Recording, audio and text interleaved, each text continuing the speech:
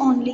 अज आप करांगे AC circuit containing inductance only, क्योंकि कल अपने देखा सी भी with respect to resistance angle दे विच कोई भी चेंजिंग नहीं आ रही सी, है ना। ओनली पीक वैल्यू दे विच चेंजिंग आ रही सी with respect to EMF E0/R। तो प्लीज़ कल वाला टॉपिक नाल रख के चलो, तो मैं रिलेट करके करवाऊंगी ताकि तुहानू कन्फर्म हो जाए। ओके हाँ जी, कल अपने रेजिस्टेंस वाला ये चीज़ देखी सी भी कोई भी जिहड़ी है एंगल दे विच चेंजिंग नहीं आ रही, ओनली किहदे विच चेंजिंग आ रही सी, पीक वैल्यू दे विच। बट अज जिहड़ा आपां इंडक्टेंस दा टॉपिक कर रहे हैं भी AC सर्किट ओनली इंडक्टेंस दे नाल करांगे। जिहड़ा आपां सोर्स प्रोवाइड कर रहे हैं E = इन, मैं तुहानूं दस्सिया सी ना EMF आपां अप्लाई करांगे, इहदे विच कोई चेंजिंग नहीं, चेंजिंग किहदे विच आनी आ, करंट दे विच विद रिस्पैक्ट टू एंगल। मैं तुहानूं ये चीज़ कल दस्सी सी, तो प्लीज़ जिन्हां ने वो वाली वीडियो नहीं देखी तो मेरी प्लेलिस्ट दे विच जाके वेख सकते हो, फिर तुहानूं ये वाला टॉपिक समझ आऊगा। AC circuit containing inductance only, this is a symbol of inductance। मैं तुहानूं दस्सिया सीगा भी ये जिहड़े इंडक्टेंस एंड कैपेसिटेंस हुंदे ने ये बहुत ही इंपॉर्टेंट एप्लीएंसेस ने फिजिक्स दे विच, ठीक है। तो इन्हां बारे ध्यान नाल मैं तुहानूं अलग तो एक वीडियो बनाई हुई आ, तो उहनूं सुन लिओ। इंडक्टेंस का मतलब ये हुंदा है भी जिहड़ा की करदा गा टैंपरेरी एनर्जी नूं स्टोर करदा in the form of magnetic field. मैं तुहानूं चीज़ ये दस्सी हुई है ना। चलो अज आप स्टार्ट करते हैं। पहला है AC circuit containing inductance only. ध्यान नाल देखियो, consider N AC circuit, please resistance वाला टॉपिक नाल रख लो, कंपेयर करके चलांगे, ठीक है। Consider N AC circuit containing N inductance, उहदे विच रेजिस्टेंस सी, इहदे विच इंडक्टेंस है, and an alternating source of EMF, let instantaneous value of instantaneous मतलब पता क्या हुंदा भी कोई वैल्यू पर्टिकुलर टाइम ते चेंज हो रही है, पर्टिकुलर टाइम ते अपन वो वैल्यू मिल रही है, किहदी वैल्यू, अल्टरनेटिंग EMF दी अपन ने इन्नी लिखी हुई आ, ड्राइव की हुई आ। E = E0 sin omega t, तो अपने सोर्स प्रोवाइड करवाता उन्होंने अल्टरनेटिंग EMF का E = E0 sin omega t। Next हुण देखो आपने अज इंडक्टेंस वाला टॉपिक करना है, तो कल आपने किया सी रेजिस्टेंस, तो कल तो आप सिंपल फॉर्मूला लगवाता सी V = IR, है ना, क्योंकि उहदे विच R आ रही सी। बट हुण अपने इंडक्टेंस लैके आनी आ, तो इंडक्टेंस मैं लैके आई फ्रॉम फैराडेज सेकंड लॉ, क्योंकि उहदे विच अपने किया सी E = -d∅/dt। फिर मैं तुहानूं करवाया सी सैल्फ इंडक्टेंस का टॉपिक, जिहदे विच L आ रही सी, इंडक्टेंस वाली आ रही सी ना, तो phi = Li मीनस E = मैंने पुट की phi की वैल्यू ये जो phi की वैल्यू पुट की L तो कॉन्स्टेंट ही आ, दैन -L di/dt, मतलब अपने को EMF रिलेट कर गई किहदे नाल, L दे नाल। क्लीयर होया, क्योंकि चेंज अपने करंट दे विच कढना है, इंडक्टेंस दे नाल रिलेट कर गई कौन, अपनी EMF। क्लीयर होया। तो हुण जिहड़ी अपनी इंस्टैंटेनियस वैल्यू आऊगी EMF सर्किट दे विच जिहड़ी हो रही है, अप्लाई हो रही है, वो किहदे किहदे विद रिस्पैक्ट, एक तो आपां EMF अप्लाई किया, एक जिहड़ी चेंजिंग आ रही है with respect to current E, मतलब टोटल आ गया अपने को इंस्टैंटेनियस वैल्यू, पर्टिकुलर वैल्यू आ गई E + E, दोनों का प्लस कर दो, आ होगी E माइनस आ मैंने पुट कर दिया क्योंकि माइनस है ना, प्लस माइनस माइनस, तो -L di/dt। इत्थे तक तुहानूं समझ आ गया। हुण देखो थोड़ा जिहा ट्विस्ट आ इहदे विच की आ, अगर किसी भी सर्किट दे विच सर्किट एलीमेंट ना होवे, सर्किट एलीमेंट मतलब कि रेजिस्टेंस, तुहानूं MCQs दे विच क्वेश्चन पूछ सकते हैं भी what do you mean by circuit element, which is a circuit element, तुहानूं 4 ऑप्शनस दे देंगे, दैन तुसीं उहदे विच टिक लगाओगे रेजिस्टेंस ते, क्योंकि आपको पता भी रेजिस्टेंस होंदी क्या प्रॉपर्टी है कंडक्टर की, जिहड़ी करंट नूं रेजिस्ट करती है, चेंजिंग करन दे विच हैल्प करती है, रेजिस्ट करती, अपोज करती है फ्लो नूं। कहते जदों इहदे विच कोई सर्किट एलीमेंट है नहीं, मतलब कोई रेजिस्टेंस है नहीं, then the which potential drop में अकर, मतलब जिहड़ी अपने कोल वोल्टेज की वैल्यू आ वो की होगी, मतलब ड्रॉप हो भी सकता है नहीं भी हो सकता क्योंकि अपन पता भी रजिस्टेंस के विद रिस्पैक्ट ही वो करंट के फ्लो को रजिस्ट करती है रोकती है करंट के फ्लो को रोकती है मतलब वोल्टेज घटूगी ना। हुण अपने कोई सर्किट एलीमेंट है नहीं जो सर्किट एलीमेंट है नहीं तो with respect to inductance potential drop हो भी सकता है नहीं भी हो सकता। तो अपने की किया जिहड़ा अपने आ इंस्टंटेनियस वैल्यू आई है उन्होंने इक्वल टू की रखता 0 दे मतलब अपने ये पॉसिबिलिटी लैके चले भी उत्थे ड्रॉप हो जाऊगा विद रिस्पैक्ट टू इंडक्टेंस भी जे सर्किट एलीमेंट है नहीं तो आप इंडक्टेंस तो लैके चल ही रहे हैं भी मतलब वो विद रिस्पैक्ट भी थोड़ा मोटा उत्थे ड्रॉप होगा मतलब वो भी करंट को चेंज करूगी अपोज करूगी है ना। तो की है अपने कि रख ली कि रख ली अपने 0 ਦੇ ਕੋਲ ਤਾਂ E minus L D I upon D T is equal to 0 तो माइनस का इधर आके प्लस का हो गया E is equal to L D I upon D T या फिर डी आई की वैल्यू मैंने कढ़ ली दैन की आ गया E upon L into d t कढ़ ली।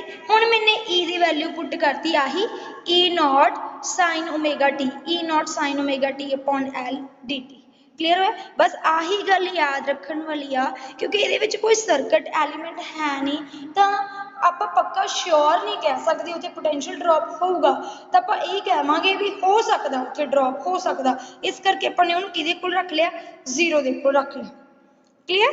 नैक्सट अपने को आ गया हुण अपने चेंजिंग इन करंट कढ़नी है किहदे नाल कढ़ांगे टोटल करंट फाइंड आउट करके इंटीग्रेटिंग मैंने इंटीग्रेट किया E nought by L sine omega t d t तो हुण अपने को है E नॉट बाई एल तो कॉन्सटेंट ही है E nought by L common कढ़ लिया साइन ओमेगा टी की इंटीग्रेशन साइन ओमेगा टी की इंटीग्रेशन लैनी मैंने तुहानूं सिखाई सी sine means minus cos omega t जिहड़ा टी नाल लग्या हुंदा वो डिवाइड च आ जांदा है तो अपने को फॉर्मूला आ गया I is equal to minus E nought by omega L cos omega t.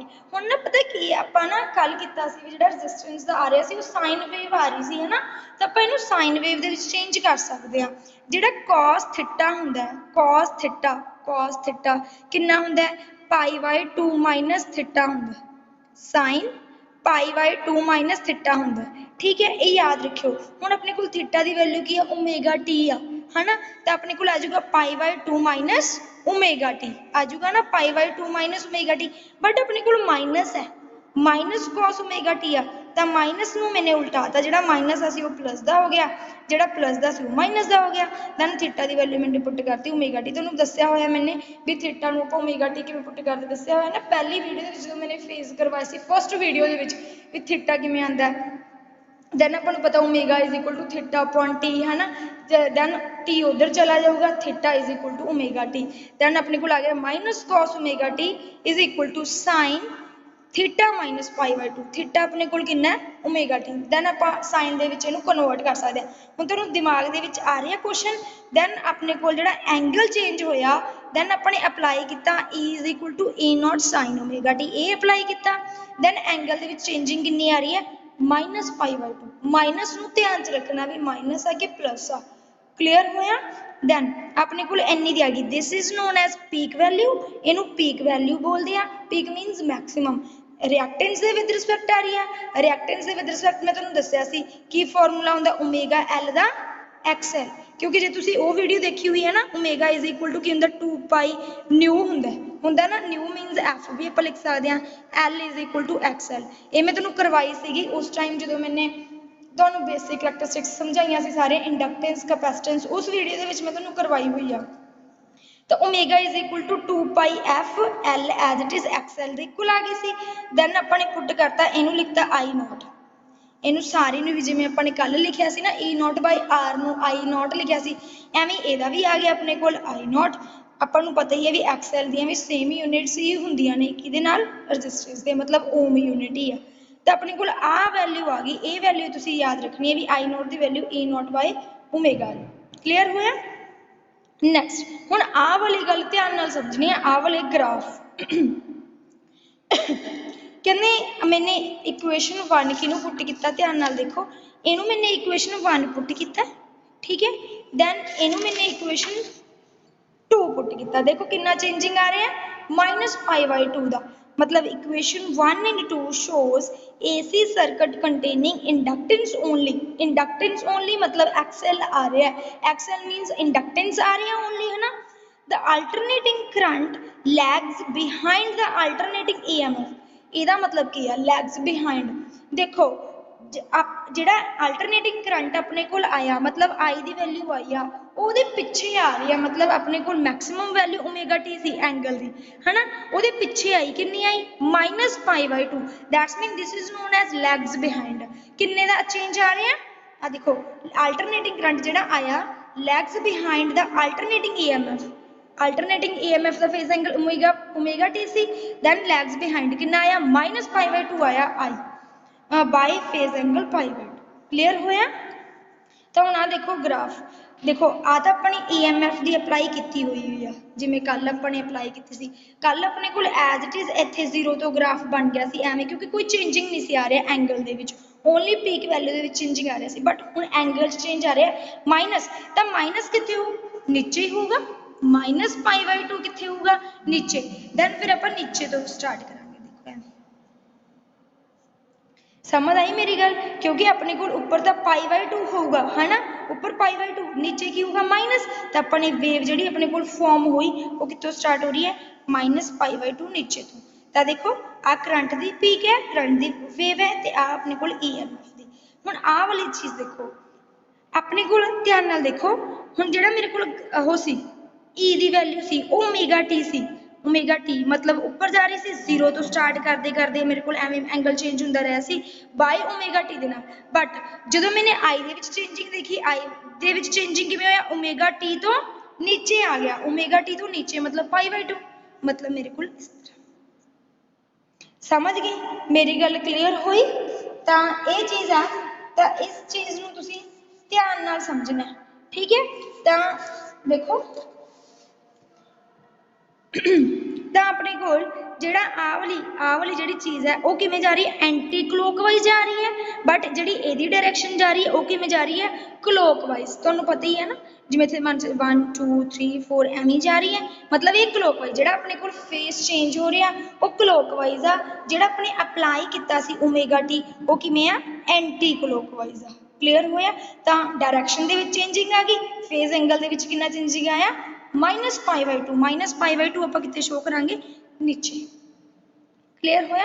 हुण ना जिहड़ी आ वाली मैं चीज़ समझा रही हां ये वैसे तो तुहानूं भी बस मैं तुहानूं जनरल नॉलेज दे लई समझा रही हां, ये वाली चीज़ दा भी इन्नी इंपॉर्टेंट नहीं हैगी भी तुसीं अपने दिमाग दे विच स्टोर करके रखना है। वैसे तो टॉपिक इत्थे तक दा ही सीगा अज, ठीक है।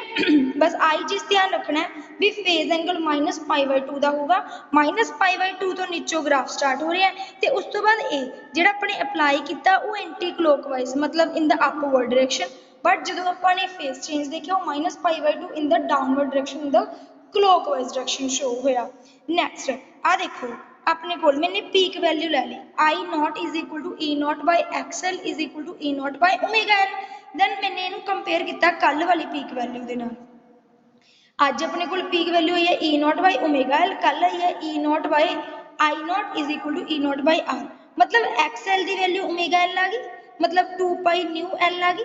मतलब जेडे अपने को XL है रिएक्टेंस आ वो किहदे डायरैक्टली प्रोपोर्शनल है न्यू दे डायरैक्टली प्रोपोर्शनल आ न्यू दे। इन केस ऑफ जे मैं DC करंट लैके चलना DC तो वो कोई फ्लक्चुएशन नहीं होंगी, कोई नहीं ना फ्लक्चुएशन होंगी। जो फ्लक्चुएशन नहीं होगी मतलब ऑसिलेशंस नहीं होणगियां तो उस टाइम फ्रीक्वेंसी चेंज होगी नहीं, उस टाइम फ्रीक्वेंसी की वैल्यू की रहिंदी है 0। फ्रीक्वेंसी की वैल्यू 0 रहिंदी है तो XL की वैल्यू भी 0। मतलब डायरैक्ट करंट दे विच रिएक्टेंस की कोई लेना देना नहीं, रिएक्टेंस की वैल्यू की रहिंदी है 0। ये ना जनरल नॉलेज के लिए आ भी तुहानूं कई बार आपां अल्टरनेटिंग तो करी जा रहे हैं भी तुहानूं DC का पता नहीं लगना। तुहाडे माइंड दे विच क्वेश्चन भी आंदा होना भी DC के लिए फिर की चीज़ होगी।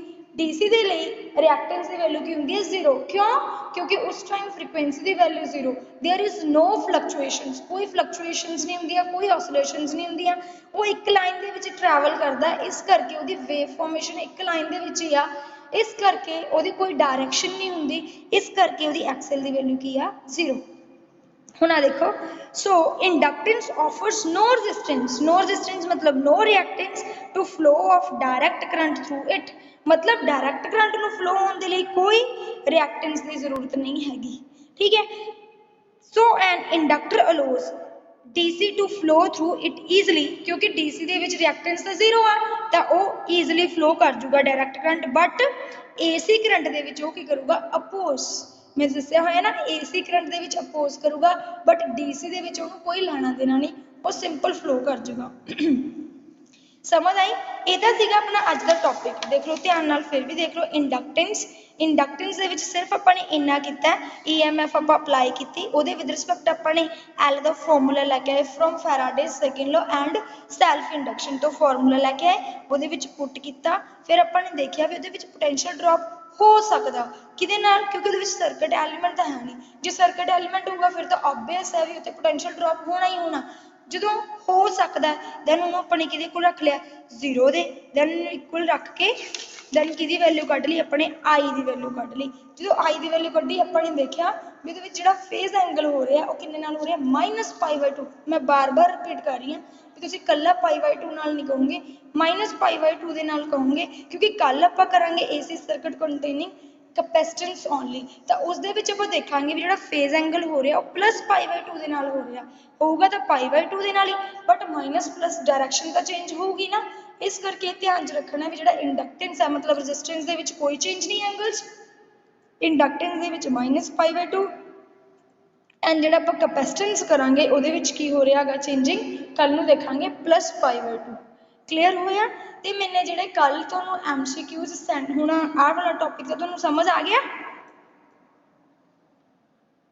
टॉपिक समझ आ गया बेटा यस मैम ओके ते ओके बेटा हुण मेरी गल ध्यान नाल सुनो देखो जिहड़े मैं कल MCQs सेंड कीते सी 8 है ना ਉਹਦੇ ਵਿੱਚ 2-3 ਬੱਚਿਆਂ ਨੂੰ ਪ੍ਰੋਬਲਮ ਆ ਰਹੀ ਹੈ ਵੈਸੇ ਮੈਨੂੰ 3 ਬੱਚਿਆਂ ਨੇ ਹੀ ਸੈਂਡ ਕੀਤੇ ਆ ਇੱਕ ਤਾਂ ਸਨੇਹਾ ਨੇ ਇੱਕ ਕ੍ਰਿਸ਼ਨ ਨੇ ਇੱਕ ਬੱਚਾ ਹੋਰ ਸੀ ਤਨੀਸ਼ਾ 3 ਬੱਚਿਆਂ ਨੇ ਮੈਨੂੰ ਸੈਂਡ ਕੀਤੇ ਆ ਸਿਰਫ MCQs ਤਾਂ ਪਲੀਜ਼ ਇਹ ਮੈਂ ਤੁਹਾਡੇ ਲਈ ਬਣਾ ਰਹੀ ਹਾਂ ਮੈਂ ਕਿਸੇ ਹੋਰ ਲਈ ਨਹੀਂ ਬਣਾ ਰਹੀ ਇਸ ਕਰਕੇ ਪਲੀਜ਼ ਇਹਨਾਂ ਨੂੰ ਵੱਧ ਤੋਂ ਵੱਧ ਸ਼ੇਅਰ ਵੀ ਕਰਿਆ ਕਰੋ ਤੇ ਵੱਧ ਤੋਂ ਵੱਧ ਕਰਨ ਦੀ ਕੋਸ਼ਿਸ਼ ਕਰਿਆ ਕਰੋ ਇਸ ਕਰਕੇ ਮੈਂ ਅੱਜ ਦਾ ਦਿਨ ਤੁਹਾਨੂੰ ਇੱਕ ਹੋਰ ਦੇ ਰਹੀ ਹਾਂ ਇਹਨਾਂ ਨੂੰ ਕਰਨ ਦੇ ਲਈ ਕੱਲ ਨੂੰ ਮੈਂ ਇਹਦੀਆਂ ਪ੍ਰੋਬਲਮਸ ਦੇਖੂੰਗੀ ਐਂਡ ਤੁਹਾਨੂੰ ਆਨਸਰਸ ਵੀ ਦੱਸੂੰਗੀ ਤੇ ਇੱਕ ਮੈਂ ਤੁਹਾਨੂੰ ਅੱਜ ਹੋਰ PDF ਦੇ ਰਹੀ ਹਾਂ ਜਿਹਦੇ ਵਿੱਚ ਕੁਐਸਚਨਸ ਨੇ 10 ਫਿਜ਼ਿਕਸ ਦੇ ਇਹ ਮੈਂ ਤੁਹਾਨੂੰ ਰੋਜ਼ ਦਿਆ ਕਰੂੰਗੀ ਤਾਂ ਕਿ ਤੁਹਾਡਾ MCQs ਦੇ ਵਿੱਚ ਪਕੜ ਬਣ ਜਾਵੇ ਠੀਕ ਹੈ ਵੀ MCQs ਦੇ ਵਿੱਚ ਪਕੜ ਬਣੂਗੀ ਨਾ ਤਾਂ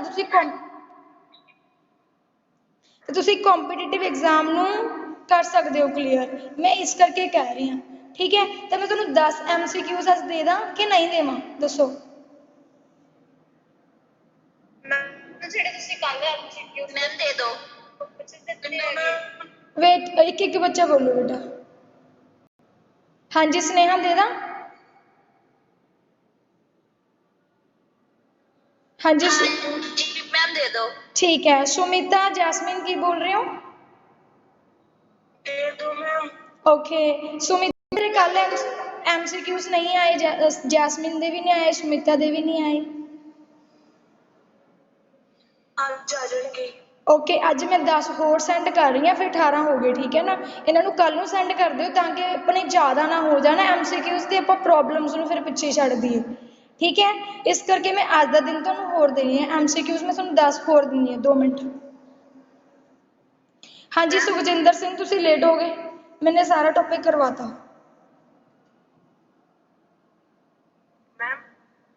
वेट बेटा wait 2 minute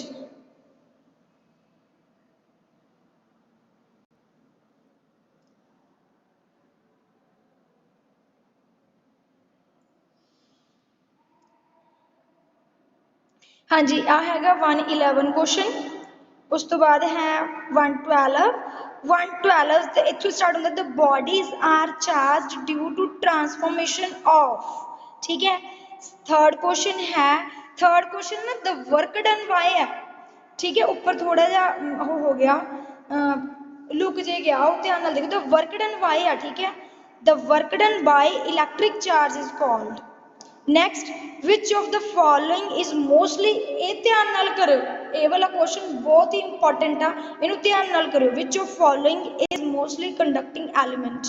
next is which device is used to converting AC to DC, ਕਰਵਾਇਆ ਹੋਇਆ ਮੈਨੇ ਵੀ ਕਿਹੜਾ ਐਲੀਮੈਂਟ ਆ, ਕਿਹੜਾ ਡਿਵਾਈਸ ਹੈ ਜਿਹੜਾ AC ਨੂੰ DC 'ਚ ਕਨਵਰਟ ਕਰਦਾ ਹੈ। ਫਿਰ ਮੈਂ ਤੁਹਾਨੂੰ ਸਾਰੇ ਦੱਸੂਗੀ ਵੀ ਕੀ ਟਰਾਂਸਫਰ ਕੀ ਕਰਦਾ ਹੈ। ਅਗਲਾ ਕੀ ਸੀ, ਰੈਕਟੀਫਾਇਰ, ਟਰਾਂजिस्टर ਕੀ ਕਰਦਾ, ਇਨਵਰਟਰ ਕੀ ਕਰਦਾ, ਠੀਕ ਹੈ। ਨੈਕਸਟ ਹੈਗਾ ਦ ਯੂਨਿਟ ਆਫ ਕੰਡਕਟੈਂਸ, ਇਹ ਵੀ ਮੈਂ ਤੁਹਾਨੂੰ ਕਰਵਾਈ ਹੋਈ ਹੈ। ਨੈਕਸਟ ਹੈ the resistance of an ideal voltmeter is, voltmeter ਦੀ ਰੈਜ਼ਿਸਟੈਂਸ ਕੀ ਹੁੰਦੀ ਆ। Next the house wiring is in, ਆਪਣੇ ਘਰ ਦੇ ਵਿੱਚ ਜਿਹੜੀ ਵਾਇਰਿੰਗ ਹੋਈ ਹੁੰਦੀ ਆ ਉਹਦਾ ਕੰਬੀਨੇਸ਼ਨ ਕੀ ਹੁੰਦਾ, ਸੀਰੀਜ਼, 2 ਮਿੰਟ ਬੇਟਾ, parallel, mixed, all of these. Next the filament, electric bulb ਦਾ ਕੀ ਹੁੰਦਾ, ਕਿਹੜੇ ਮਟੀਰੀਅਲ ਦਾ ਬਣਿਆ ਹੁੰਦਾ। ਨੈਕਸਟ ਕੁਐਸਚਨ ਹੈ kilowatt hour is the unit of, kilowatt hour ਕਿਹਦੀ ਯੂਨਿਟ ਆ। ਇਹ ਤੁਹਾਡੇ ਹੈਗੇ ਨੇ 10 ਕੁਐਸਚਨਸ, ਇਹ 10 ਕੁਐਸਚਨਸ ਨੂੰ ਤੁਸੀਂ ਸੋਲਵ ਕਰ ਲੈਣਾ, ਠੀਕ ਹੈ। ਦੈਨ ਸੋਲਵ ਕਰਨ ਤੋਂ ਬਾਅਦ ਮੈਨੂੰ ਸੈਂਡ ਕਰ ਦਿਓ, ਮੈਂ ਤੁਹਾਨੂੰ ਅੱਜ 2 ਵਜੇ ਤੱਕ ਸੈਂਡ ਕਰ ਦੂੰਗੀ ਸਾਰੀ ਵੀਡੀਓ ਵਿਦ PDF ਸੈਂਡ ਕਰ ਦੂੰਗੀ। ਦੈਨ ਤੁਸੀਂ ਇਹਨਾਂ ਨੂੰ ਉਹ ਕਰ ਲਿਓ, ਕੀ ਕਹਿੰਦੇ ਹੁੰਦੇ ਨੇ, ਅਟੈਂਪਟ ਕਰ ਲਿਓ। ਦੈਨ ਫਿਰ ਮੈਨੂੰ ਸੈਂਡ ਕਰ ਦਿਓ, ਸੈਂਡ ਕਰਨ ਤੋਂ ਬਾਅਦ ਮੈਂ ਤੁਹਾਨੂੰ ਕੱਲ ਨੂੰ ਦੱਸੂਗੀ ਇਹਨਾਂ 18 ਕੁਐਸਚਨਸ ਦੀਆਂ ਪ੍ਰੋਬਲਮਸ ਜਿੱਥੋਂ ਕੀ ਨਹੀਂ ਹੋਇਆ ਐਂਡ ਤੇ ਉਸ ਤੋਂ ਬਾਅਦ ਆਪਾਂ ਅਗਲਾ ਟੌਪਿਕ ਵੀ ਇੱਕ ਕਰਾਂਗੇ, ਠੀਕ ਹੈ। ਹੁਣ ਦੱਸੋ ਕੀ ਪ੍ਰੋਬਲਮ ਹੈ। ਮੈਂ ਆਈ ਪੁੱਛਣਾ ਸੀ ਕਿ ਇਹਨੂੰ ਆਪਾਂ ਕਿਰਚੌਫ ਲਾਅ ਨਾਲ ਵੀ ਕਰ ਸਕਦੇ ਹਾਂ। ਕਿਹਨੂੰ, ਜਿਹੜਾ ਅੱਜ ਪ੍ਰੂਵ ਕੀਤਾ, ਕਿਰਚੌਫ ਲਾਜ਼ ਦੇ ਨਾਲ ਕਿਵੇਂ ਕਰੋਗੇ, ਮੈਨੂੰ ਨਾ ਤੁਸੀਂ ਕਰਕੇ ਸੈਂਡ ਕਰ ਦਿਓ, ਠੀਕ ਹੈ, ਓਕੇ ਮੈਮ। ਫਿਰ ਮੈਂ ਦੇਖ ਲੂੰਗੀ। ਨੈਕਸਟ ਹੋਰ ਕੋਈ ਬੱਚੇ ਕਿਸੇ ਨੂੰ ਵੀ ਪ੍ਰੋਬਲਮ ਹੋਵੇ MCQs ਦੇ ਰਿਗਾਰਡਿੰਗ ਤਾਂ ਕੱਲ ਨੂੰ ਸੋਲਵ ਕਰਾਂਗੇ। ਟੌਪਿਕਸ ਦੇ ਰਿਗਾਰਡਿੰਗ ਅਗਰ ਕੋਈ ਪ੍ਰੋਬਲਮ ਹੈ ਦੈਨ ਤੁਸੀਂ ਮੈਨੂੰ ਦੱਸ ਸਕਦੇ ਹੋ, ਉਹ ਟੌਪਿਕ ਆਪਾਂ ਦੁਬਾਰਾ ਰਿਪੀਟ ਕਰ ਦਾਂਗੇ ਇਸ ਯੂਨਿਟ ਤੋਂ ਬਾਅਦ, ਕਿਉਂਕਿ ਇਹ ਥੋੜੀ ਜਿਹੀ ਯੂਨਿਟ ਰਹਿ ਗਈ, ਇਹ ਯੂਨਿਟ ਤੋਂ ਬਾਅਦ ਆਪਾਂ ਰਿਪੀਟ ਕਰ ਦਾਂਗੇ, ਕਿਉਂਕਿ ਉਦੋਂ ਬਾਅਦ ਤਾਂ ਆਪਣੀਆਂ 2 ਯੂਨਿਟਸ ਰਹਿ ਗਈਆਂ। ਇੱਕ ਤਾਂ 5th ਯੂਨਿਟ ਤਾਂ ਬਹੁਤ ਛੋਟੀ ਆ, ਉਹ ਤਾਂ 5-10 ਦਿਨਾਂ ਦੇ ਵਿੱਚ ਹੋ ਜਾਣੀ ਆ। ਜਿਹੜੀ ਆਪਟਿਕਸ ਹੈ ਉਹਨੂੰ ਆਪਣਾ 1 ਮੰਥ ਲੱਗ ਜਾਣਾ ਮੋਸਟਲੀ, ਆਪਟਿਕਸ ਦੇ ਕਿਉਂਕਿ 2 ਚੈਪਟਰਸ ਨੇ ਨਾ, ਤਾਂ ਇਸ ਕਰਕੇ ਉਹਨੂੰ 1 ਮੰਥ ਲੱਗ ਜਾਣਾ। ਤਾਂ ਆਪਾਂ ਥੋੜਾ ਜਿਹਾ 5 ਦਿਨਾਂ ਦਾ ਬ੍ਰੇਕ ਦੇ ਕੇ ਨਾ ਪਹਿਲਾਂ, ਕਿਉਂਕਿ ਪੇਪਰਸ ਵੀ ਹੋਣਗੇ, ਤਾਂ ਆਪਾਂ ਉਹ ਪ੍ਰੋਬਲਮਸ ਦੇਖਾਂਗੇ। ਉਹ ਪ੍ਰੋਬਲਮਸ ਤੋਂ ਬਾਅਦ ਆਪਾਂ ਜਿਹੜੇ 2 ਯੂਨਿਟਸ ਰਹਿ ਗਏ ਉਹ ਕਰਾਂਗੇ। ਹਾਂਜੀ ਹਾਂਜੀ, ਪੇਪਰ ਦੱਸ ਦਾਂਗੇ ਇਸ ਮੰਥ ਦੇ ਵਿੱਚ, ਤਾਂ ਤੁਹਾਨੂੰ ਪਤਾ ਲੱਗ ਹੀ ਜਾਣਾ। ਅੱਜ ਤਾਂ 20 ਡੇਟ ਆ ਨਾ, ਦੈਨ ਇਸ ਹਫਤੇ ਦੇ ਵਿੱਚ ਮੈਂ ਤੁਹਾਨੂੰ ਦੱਸ ਦੇਣਾ ਪੇਪਰਸ ਦਾ, ਠੀਕ ਹੈ। ਮੈਮ ਸਿਲੇਬਸ ਬੇਟਾ ਮੈंने ਦੱਸਤਾ ਸੀਗਾ, ਫਸਟ 3 ਯੂਨਿਟਸ, 7th 8th ਇਹ 5 ਯੂਨਿਟਸ ਹੀ ਕਰਨੀਆਂ ਨੇ ਤੁਸੀਂ, ਠੀਕ ਹੈ। First 3 units and 7th 8th ਤੇ ਓਕੇ ਬੇਟਾ, ਥੈਂਕ ਯੂ।